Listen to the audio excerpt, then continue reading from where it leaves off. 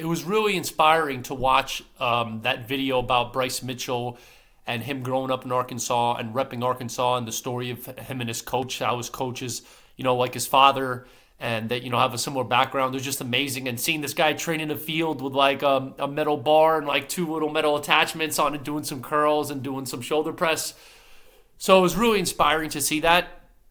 And this is really a battle between like the old and the young up and comer. Now, if you look at it, Edson Barboza has a lot more experience and a lot more fights. This fight is actually very similar to last week's fight, Misha Serkinov and oh my God, Wellington Turman. And I actually thought that Misha Serkinov had the edge, but I was wrong. And I think I'm not going to make the same mistake again. I think the young up and comer is going to take out the old lion this time.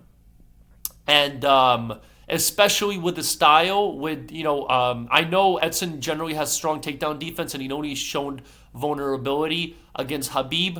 And then I think there was a little bit of vulnerability against Makwan Amirkhani. He still won that fight, but he did get taken down a few times, and it did look dicey. Bryce, I believe, is a Brazilian Jiu-Jitsu black belt. He had like only the second twister submission in history after Chan Sung Jung, which is the Korean Zombie. And overall, I like Bryce to win this fight. I mean, so far we've only seen the money line come up. The minus 150, I think it's solid. I don't know if I'd pick like a manner of victory because Bryce could win by submission, could win by decision. I mean, and also, Edson's been knocked out a few times, and he got brutally battered by Habib. And it's unfortunate because I love Edson Barboza. Actually, last time I remember I made money on him against, what's his name, Shane Burgos, and then I had money on Giga against Edson. So I thought that, and I was actually, the odds were really close, which I was kind of surprised about, so I grabbed Giga there. But yeah, I wish we could get our man Bryce at minus 110 to minus 130.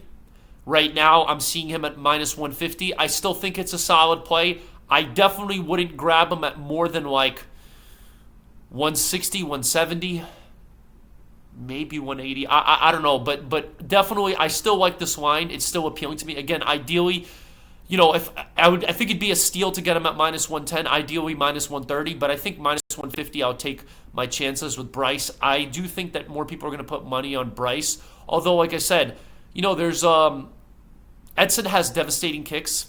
You just have to be, if you can crowd him, he doesn't usually fight as well from the back foot.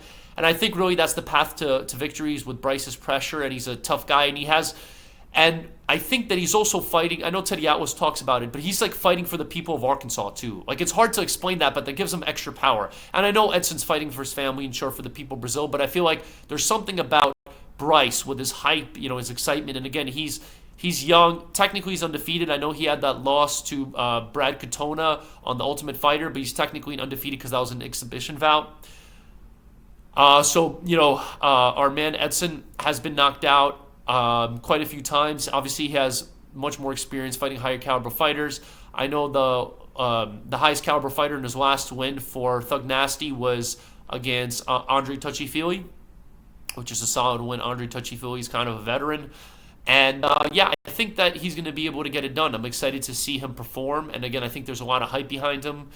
It's kind of wild that he just kind of trains out in the field. But hey, like you saw Fedor do that back then, and he was just running through guys. And overall, again, I would grab him before the line gets too wide. And I hope you guys appreciate that. And thank you. Please like and subscribe. I'm actually gonna put out a lot more videos early on for this, and I feel like I'm liking a lot of the favorites. Usually, I try to pick the underdogs or pick some plus lines on the over unders, but for this fight, I really like the favorites in this. So we'll see what happens. Please like and subscribe, and again, I appreciate the support.